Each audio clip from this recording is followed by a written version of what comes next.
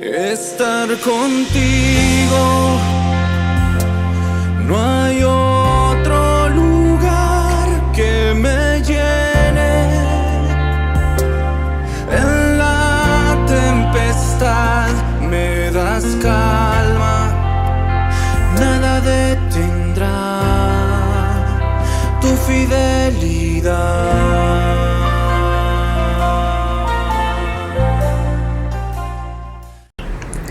Buenos días, buenas tardes y buenas noches, amados hermanos y hermanas. El día de hoy tenemos una reflexión muy hermosa, y al preparar esta reflexión, este devocional, temía tal vez no extenderme mucho o no tener tanto que compartir. Ahora temo extenderme de más, porque es que hay mucha información, hay mucha enseñanza, es una palabra muy rica en sí.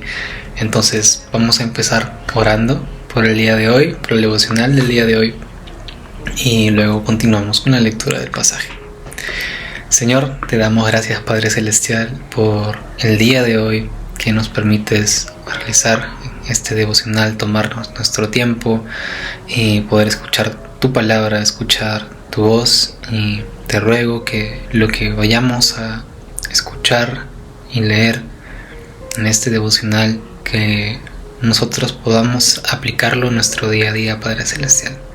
En tu nombre, amén. Y bueno, el pasaje del día de hoy es Marcos 8, del 27 al 38, y el capítulo 9, el versículo 1. Así que vamos a leerlo por partes y luego haré unas cuantas pausas para poder rescatar la información que encontramos dentro de este precioso pasaje. Empezamos. Salieron Jesús y sus discípulos por las aldeas de Cesarea de Filipo, y en el camino preguntó a sus discípulos diciéndoles: ¿Quién dicen los hombres que soy yo? Ellos respondieron: unos Juan el Bautista, otros Elías, y otros alguno de los profetas. Entonces él les dijo: ¿Y vosotros? ¿Quién decís que soy? Respondió Pedro, le dijo: tú eres el Cristo. Pero él les mandó que no dijeran de esto de él a nadie. Jesús pregunta a sus discípulos: ¿quién dicen los hombres que soy? En sí, ¿por qué haría esta pregunta? O sea, ¿qué dice la gente que soy yo? Y la verdad es que a veces la opinión de la gente importa poco, y más nos debe de importar la opinión que tiene Dios acerca de nosotros. Pero nos hace bien saber a veces acerca de lo que la gente dice de nosotros, no para buscar nuestra propia gloria, sino para percatarnos de cuáles son los defectos que nosotros no podemos ver y que no vemos en nosotros mismos. Pues Jesús no es alguien que tenga defectos. Más bien, en esta situación la gente dice que los discípulos dicen que la gente lo veían como Juan el Bautista, otros decían Elías, otros decían algún otro profeta. Y esto es debido a los milagros que Jesús estaba haciendo. Recordemos que durante el capítulo Jesús estaba haciendo distintos milagros, como alimentar multitudes, y también le dio vista a un ciego. Entonces la gente, aun cuando no llegaba a conocer la personalidad de Jesús totalmente, sabían que él era alguien extraordinario, que tenía una comisión de parte de Dios. Y esto le sirve a Jesús como una especie de retroalimentación, una especie de feedback acerca de la perspectiva que tiene la gente, y lo va a utiliza esta pregunta para ser más asertivo o preciso respecto a su imagen. Jesús luego procede a preguntarles a los discípulos acerca de su propia opinión. Les dice: ¿quién decís que soy? Ustedes, ¿quién decís que soy? Y Pedro es el que da el paso y dice: tú eres el Cristo. que es el Mesías, el Salvador tan prometido y esperado. Ahora, en Mateo 16:17 dice así: bendito eres, Simón, hijo de Juan, porque mi Padre que está en el cielo te lo ha revelado, y no lo aprendiste de ningún otro ser humano. Vamos a seguir leyendo el 31. Comenzó a enseñarles que le era necesario al Hijo del Hombre padecer mucho, ser desechado por los ancianos, por los principales sacerdotes y por los escribas, ser muerto y resucitar después de 3 días. Esto les decía claramente.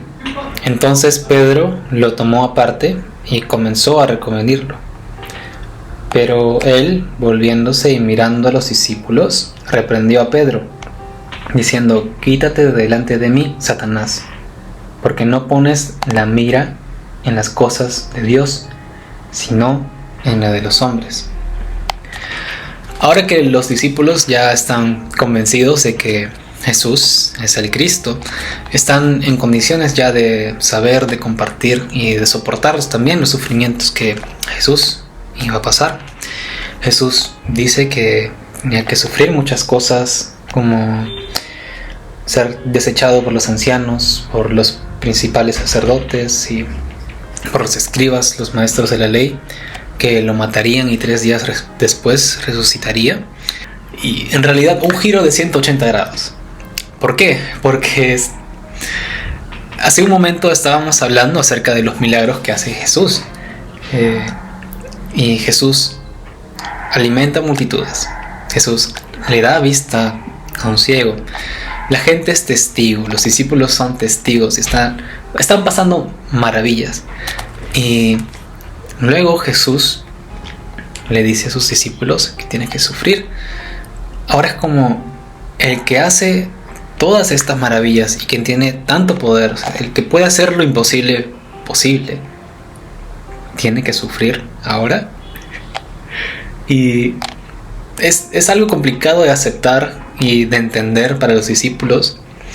Y bueno, si yo hubiera estado ahí también hubiera sido difícil para mí entender eso, porque Jesús pudo haber sido solamente hacedor de milagros y no morir en el Calvario.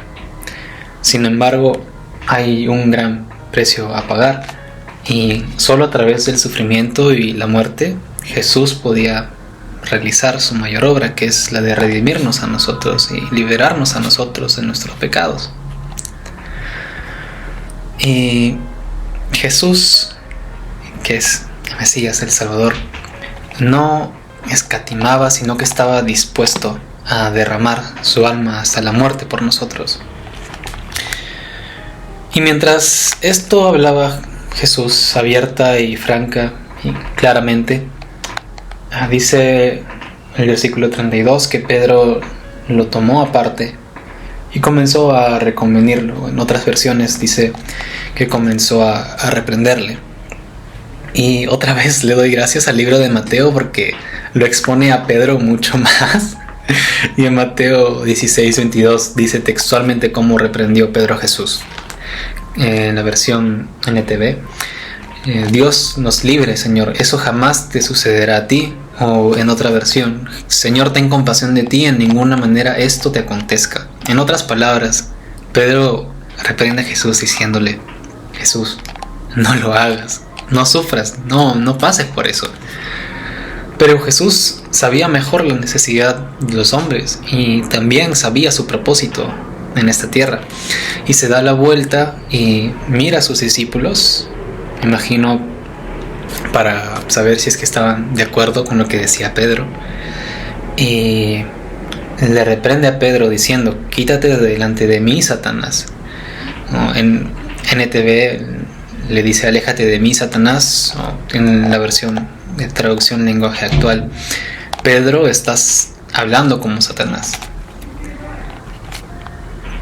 Le dice que no pones la mira en las cosas de Dios, sino en la de los hombres.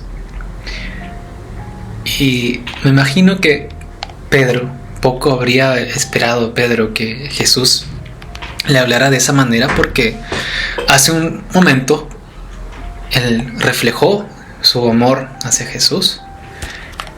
Recordemos los versículos de Mateo 16, del 17 al 18, que Jesús lo reconoció a Pedro por su fe y hasta incluso le cambió de nombre de Simón a Pedro. Pero otra vez Jesús, siendo Jesús, maravillosamente Jesús, vio y escuchó más allá que la voz de Pedro, vio más allá y escuchó a Satanás, a su adversario, que se aprovechó de la preocupación y de las palabras sanas de Pedro hacia Jesús. Y Jesús en este momento le responde a Satanás en lo sobrenatural y no a Pedro en lo natural. Le responde a Satanás: aléjate de mí.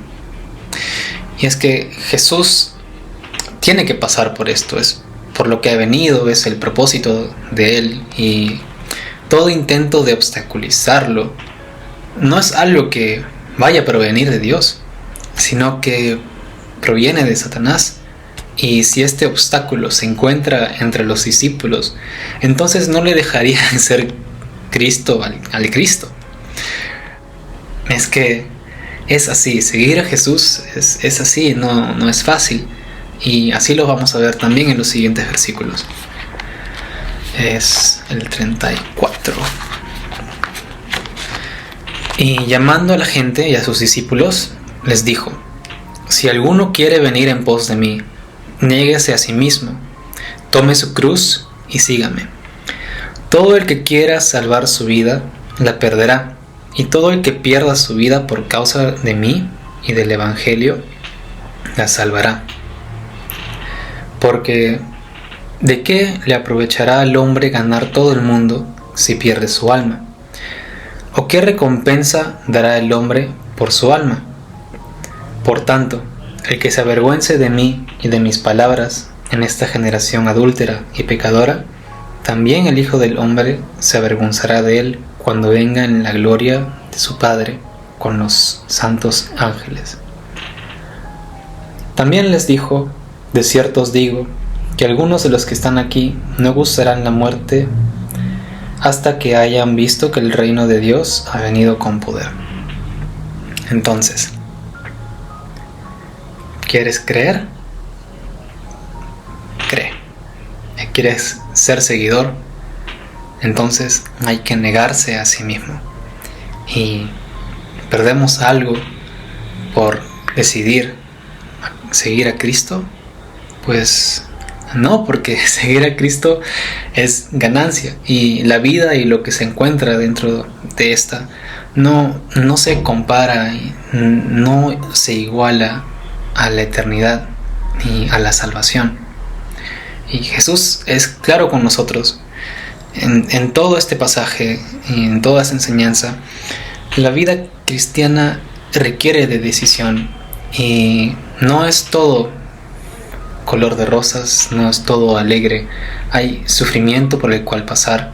Estamos expuestos a ataques, a oposición, a burla, al desprecio en cualquier situación en la que nos encontremos. Hay tiempos y lugares en los cuales son más, hay otros momentos en los cuales son menos, pero no hay que avergonzarnos del Evangelio, porque el Evangelio es poder de Dios, y tenemos que pensar más en la gente que no ha escuchado la palabra, que no conocen de la palabra de Dios, que en nosotros mismos. Y bueno, espero que la reflexión del día de hoy les hable, les haya tocado su corazón, y vamos a terminar orando. Gracias, Padre Celestial, por la palabra del día de hoy, por la reflexión del día de hoy, que ha estado muy interesante. Hay mucho de lo cual de sacar. Estuvo muy deliciosa la palabra del día de hoy. Te pido que lo pongamos en conciencia, que lo podamos practicar, que podamos meditar en esta a través del día, a través de la semana, Señor. Y nuevamente, Padre, gracias por tu misericordia, gracias porque nos diste salvación, gracias porque tú te muestras ante nosotros como el camino, Padre Celestial. En tu nombre, amén. Estar contigo no hay